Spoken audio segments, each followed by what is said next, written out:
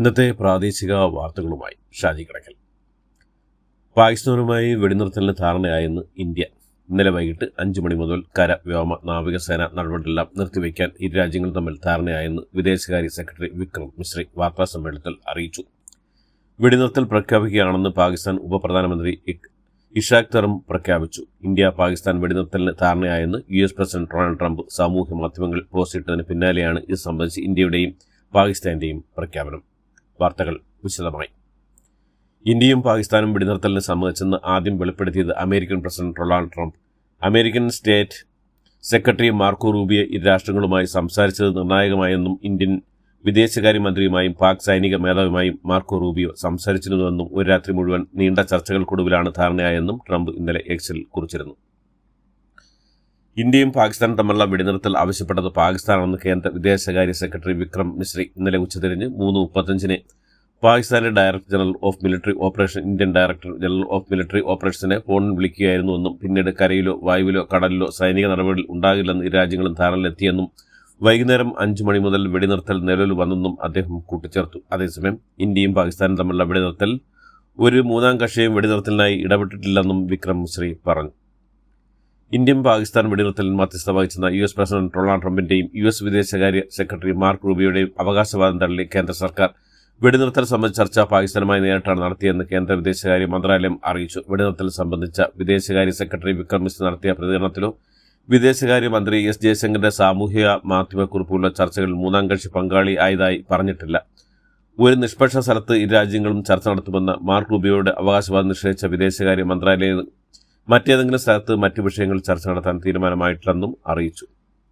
India Pak വെടിനിർത്തലിന് പിന്നാലെ വീണ്ടും പാകിസ്ഥാൻ കരാർ ലംഘിച്ചുവെന്ന് ഇന്ത്യ വിദേശകാര്യ സെക്രട്ടറി രാത്രി വൈകി വിളിച്ച വാർത്താ സമ്മേളനത്തിലാണ് ഇക്കാര്യം പ്രസ്താവിച്ചത്. ഇന്നലെ വൈകിട്ട് 5 മണിയോടെ നിലവിൽ വന്ന വെടിനിർത്തൽ ധാരണ പാകിസ്ഥാൻ തുടർച്ചയായി ലംഘിച്ചുവെന്നും ആവശ്യമെങ്കിൽ തിരിച്ചടിക്കാൻ സേനകൾക്ക് നിർദ്ദേശം നൽകിയെന്നും പാക് നടപടി അപലപിച്ചുകൊണ്ട് വിക്രം മിശ്രി വാർത്താ സമ്മേളനത്തിൽ വ്യക്തമാക്കി. പാകിസ്ഥാൻ വെടിനിർത്തൽ ലംഘിച്ചെന്ന വിവരം ജമ്മു കാശ്മീർ മുഖ്യമന്ത്രി ഉമർ അബ്ദുള്ളയാണ് ആദ്യം അറിയിച്ചത്. തുടർന്ന് ഇരു രാജ്യങ്ങളിലെയും സേനകളിലെ DGOമാർ വീണ്ടും സംഭാഷണം നടത്തി വിഷയത്തിന്റെ ഗൗരവം മനസ്സിലാക്കണമെന്ന് ഇന്ത്യ ആവശ്യപ്പെട്ടിട്ടുമുണ്ട്.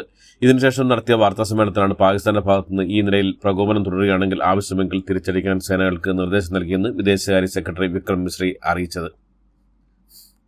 ഇന്ത്യയുമായുള്ള വെടിനിർത്തൽ ധാരണ ലംഘിച്ചിട്ടില്ലെന്ന് പാക് വാർത്താവിനിമയ മന്ത്രി അതാവുള്ള തരാറാണ് ഒരു അഭിമുഖത്തിൽ ഇക്കാര്യം വ്യക്തമാക്കിയത്. അതേസമയം വിമാന സർവീസ് പാകിസ്ഥാൻ പുനരാരംഭിച്ചെന്നും സൂചനയുണ്ട്.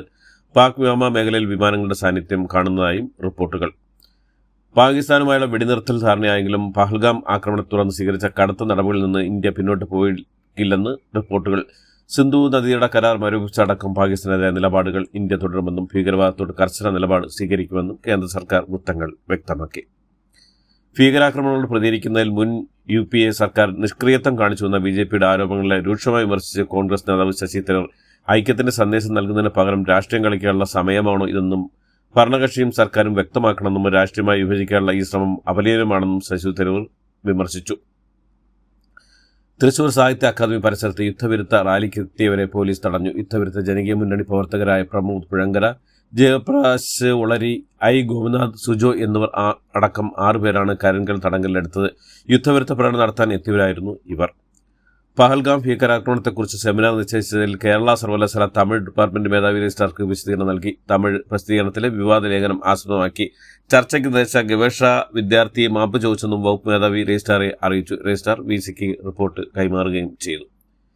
KPC അധ്യക്ഷ നിന്ന് K സുധാകരൻ മാറ്റിൽ പ്രതിഷേധിച്ച് Palakkad poster. Palakkad IMA junction മുന്നിലും സിവിൽ സ്റ്റേഷൻ മുന്നിലുമാണ് പോസ്റ്റർ പ്രത്യക്ഷപ്പെട്ടത്.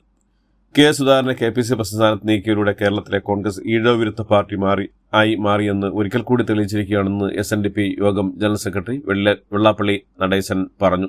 ക്രൈസ്തവ സഭയുടെ താൽപര്യങ്ങൾക്ക് വഴങ്ങിയാണ് അറിയപ്പെടാത്തതും അപ്രസക്തമായ ആളെ KPC പ്രസിഡന്റായി പ്രതിഷ്ഠിച്ചതെന്നും ഇത് കേരളത്തിലെ കോൺഗ്രസിന് ഗുണം ചെയ്യുമോ എന്ന് കണ്ടറിയേണ്ടതാണെന്നും വെള്ളാപ്പള്ളി പ്രതികരിച്ചു. SLC പരീക്ഷയിൽ യോഗ്യത നേടി എല്ലാ വിദ്യാർത്ഥികൾക്കും ഉപരിപഠന സാധ്യത ഉറപ്പാക്കുമെന്ന് മന്ത്രി V ശിവൻകുട്ടി. 2025 മെയ് 14 മുതൽ +1 പ്രവേശനത്തിനായി അപേക്ഷ ഓൺലൈനായി സമർപ്പിക്കാവുന്നതാണെന്നും മന്ത്രി വ്യക്തമാക്കി. തിരുവനന്തപുരത്തെ ശ്രീ പത്മനാഭസ്വാമി ക്ഷേത്രത്തിൽ നിന്ന് 107 ഗ്രാം സ്വർണ്ണം മോഷണം പോയതായി പരാതി. ശ്രീകോവിൽ സ്വർണ്ണം പൂശനായി സൂക്ഷിച്ചിരുന്ന സ്വർണ്ണമാണ് മോഷ്ടിക്കപ്പെട്ടിരിക്കുന്നത്. വ്യാഴാഴ്ചയാണ് സംഭവം നടന്ന. സംഭവത്തിൽ പോലീസ് അന്വേഷണം ആരംഭിച്ചിട്ടുണ്ട്. ഇടുക്കി പണിക്കൻകുടി കുടമ്പഞ്ഞാലിൽ വീടിന് തീപിടിച്ച് 4 പേരെ മരിച്ച നിലയിൽ കണ്ടെത്തി. തെല്ലിപ്പടവിൽ പരേതന അനീഷിന്റെ ഭാര്യ ശുഭ, മക്കളായ അഭിനവ്, ശുഭയുടെ അമ്മ പൊന്നമ്മ എന്നിവരാണ് വീട്ടിലുണ്ടായിരുന്നത്. ഇതിൽ അഭിനവിന്റെ മൃതദേഹം മാത്രമാണ് തിരിച്ചറിയത്. ഒരു മൃതദേഹം വീടിന്റെ അടുക്കള ഭാഗത്തു നിന്നാണ് കണ്ടെത്തിയത്. ജനവാസം കുറവുള്ള പ്രദേശത്ത് വീട് പൂർണ്ണമായി കത്തിച്ച നിലയിലാണ്. അപകടം ഉണ്ടായത് എങ്ങനെയാണെന്ന് ഇതുവരെയും വ്യക്തമായിട്ടില്ല. ജമ്മുവിൽ RS പുരയിൽ അന്താരാഷ്ട്ര അതിർത്തിക്കടുത്ത് പാകിസ്ഥാനുമായി ഉണ്ടായ ഏറ്റുമുട്ടൽ BSF ജവാന് വീരമൃത്യു. BSF സബ് ഇൻസ്പെക്ടർ മുഹമ്മദ് ഇംതിയാസാണ് രാജ്യത്തിന് വേണ്ടി സ്വജീവൻ ബലിയർപ്പിച്ച് ഇന്നലെ നടന്ന ഏറ്റുമുട്ടലാണ് അദ്ദേഹത്തിന് വെടിയേറ്റെന്നാണ് BSF വ്യക്തമാക്കുന്നത്. പാകിസ്ഥാൻ മനുഷ്യരാശിക്ക് ഭീഷണിയാണെന്ന് പാകിസ്ഥാൻ ആയുധങ്ങൾ നിരാകരിക്കുന്നുണ്ടെന്ന് ഉറപ്പാക്കാൻ ആഗോള ശക്തികൾ മുന്നോട്ട് വരണമെന്ന് AIM നേതാവ് അസദുദ്ദീൻ ഒവൈസി അന്താരാഷ്ട്ര നാണയനിധിയിൽ നിന്ന് വായ്പാ പാക്കേജ് നേടിയ പാകിസ്ഥാനെ ഔദ്യോഗിക യാചകർ എന്ന് അഭിസംബോധന ചെയ്തായിരുന്നു ഒവൈസിയുടെ പരിഹാസം. ഭാവിയിലെ ഏത് ആക്രമണത്തെയും യുദ്ധമായി കണക്കാക്കുമെന്ന് ഇന്ത്യ. വെടിനിർത്തൽ പ്രഖ്യാപനത്തിന് മുന്നെയാണ് ഈ പരാമർശം. തന്ത്രപ്രധാന വ്യോമത്താവളങ്ങൾ ആക്രമിച്ച് ഇന്ത്യ പാകിസ്ഥാനെ തിരിച്ചു നൽകിയെന്നും റാവൽപിണ്ടിയും സിയാൽക്കോട്ടും അടക്കമുള്ള കേന്ദ്രങ്ങൾ യുദ്ധവിമാനങ്ങൾ ഉപയോഗിച്ച് കൃത്യമായ ആക്രമണം നടത്തിയെന്നും സൈന്യം നേരത്തെ സ്ഥിരീകരിച്ചിരുന്നു. ഇന്ത്യക്കെതിരെയുള്ള ആക്രമണത്തെ ന്യായീകരിച്ച് പാക് പ്രസിഡന്റ് ആസിഫ് അലി സർദാരി പരമാധികാരം സംരക്ഷിക്കാൻ വേറെ വഴിയില്ലെന്നും രാഷ്ട്രത്തിന്റെ പരമാധികാരം സംരക്ഷിക്കാനും പൗരന്മാരെ സംരക്ഷിക്കാനും തക്ക രീതിയിൽ പ്രതികരിക്കാൻ മാത്രമാണ് പാകിസ്ഥാന്റെ മുന്നിലെ മാർഗമെന്നും പാക് പ്രസിഡന്റ് പറഞ്ഞു. ഇന്ത്യയുടെ കടന്നുകയറ്റത്തെ ചെറുക്കാൻ രാഷ്ട്രം ഒറ്റക്കെട്ടായി സൈന്യത്തിന് പിന്നിലുണ്ടെന്നും സമാധാനകാംക്ഷിയായ രാജ്യമാണ് പാകിസ്ഥാനെന്നും ഇന്ത്യൻ പ്രകമ്പനത്തിൽ അങ്ങേയറ്റം സംയമനം പാകിസ്ഥാൻ പുലർത്തുന്നുണ്ടെന്നും സർദാരി തന്റെ പ്രസ്താവനയിൽ പറഞ്ഞു. ഇന്ത്യയും പാകിസ്ഥാനും തമ്മിലുള്ള സംഘർഷം രൂക്ഷമായ സാഹചര്യത്തിൽ പാകിസ്ഥാൻ മുന്നറിയിപ്പ് നൽകി. ഇന്ത്യൻ പ്രതിരോധ വിദഗ്ധൻ സജീവ് ശ്രീവാസ്തവ പാകിസ്ഥാൻ ഇനിയും സ്ഥിതിഗതികൾ വഷളാക്കിയാൽ യുദ്ധം ഉറപ്പാണെന്നും ഒരു യുദ്ധമുണ്ടായാൽ അത് പാകിസ്ഥാനെ താങ്ങാവുന്നതിന് അപ്പുറമായിരിക്കുമെന്നും പാകിസ്ഥാന്റെ സ്ഥിരീകരണത്തിലേക്ക് പോലും അത് നയിച്ചേക്കുമെന്നും അദ്ദേഹം വ്യക്തമാക്കി. തീവ്രവാദത്തിനെതിരെയുള്ള പോരാട്ടത്തിൽ ഇന്ത്യക്ക് എല്ലാവിധ പിന്തുണയും നൽകുമെന്ന് റഷ്യൻ ഉറപ്പു നൽകിയിട്ടുണ്ടെന്ന് കേന്ദ്ര പ്രതിരോധ സഹമന്ത്രി സഞ്ജയ് സേത്ത് അറിയിച്ചു. ഇന്ത്യയുമായുള്ള സംഘർഷത്തിനിടെ പാകിസ്ഥാനിൽ ആഭ്യന്തര കലാപവും രൂക്ഷം. സ്വതന്ത്ര ബലൂചിസ്ഥാൻ എന്ന ലക്ഷ്യവുമായി മുന്നോട്ട് പോകുന്ന ബലൂചിസ്ഥാൻ ലിബറേഷൻ ആർമി രാജ്യത്ത് 39 ഇടങ്ങൾ ആക്രമണം നടത്തിയെന്നാണ് പുറത്തുവരുന്ന റിപ്പോർട്ടുകൾ.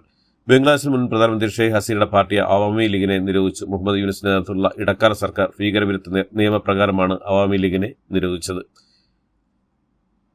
പാലസ്തീനെ രാഷ്ട്രമായി അംഗീകരിക്കുന്ന ചരിത്രം കുറിക്കുന്ന വമ്പൻ പ്രഖ്യാപനത്തിന് അമേരിക്കൻ പ്രസിഡന്റ് ഡൊണാൾഡ് ട്രംപും ഒരുങ്ങുന്നുവെന്ന് റിപ്പോർട്ടുകൾ. ഈ മാസം ഗൾഫ് അമേരിക്ക ഉച്ചകോടിയിൽ പങ്കെടുക്കാൻ സൗദിയിലെത്തുന്ന ഡൊണാൾഡ് ട്രംപ് ഈ പ്രഖ്യാപനം നടത്തുമെന്നാണ് റിപ്പോർട്ടുകൾ. അതേസമയം ഹമാസിനെ അംഗീകരിക്കില്ലെന്ന് നയതന്ത്ര വൃത്തങ്ങളെ ഉദ്ധരിച്ച് റിപ്പോർട്ടിൽ പറയുന്നു. ഇന്ത്യ പാകിസ്ഥാൻ സംഘർഷം തുടർന്ന് നിർത്തിവെച്ച IPL അടുത്ത ആഴ്ച പുനരാരംഭിക്കുന്ന റിപ്പോർട്ടുകൾ. ഇന്ത്യയും പാകിസ്ഥാനും പരസ്പരം വെടിനിർത്തലിന് സമ്മതിച്ചിടത്തോന്നാണ്. ഉടൻ തന്നെ IPL തുടരാൻ BCCI തീരുമാനമെടുത്തേക്കും. ഇക്കാര്യത്തിൽ കേന്ദ്ര സർക്കാരിന്റെ തീരുമാനം കൂടി നിർണായകമാകും.